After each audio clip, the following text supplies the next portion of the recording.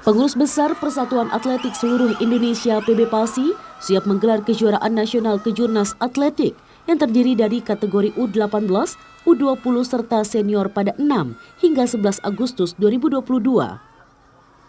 Kejurnas akan berlangsung di Stadion Trilomba Juang Semarang, Jawa Tengah.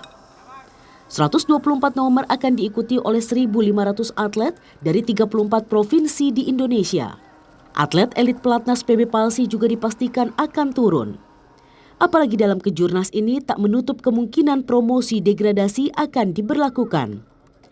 PB PALSI akan memantau seluruh atlet daerah yang berpotensi untuk dapat bersaing nantinya di pelatnas.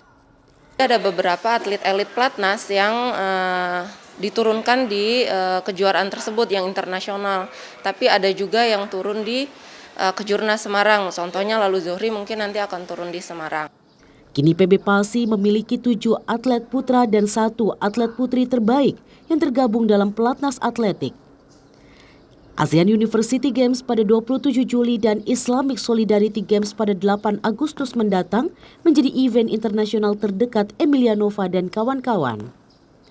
Rinin Taniken, Andika Pratama, Kompas TV, Jakarta.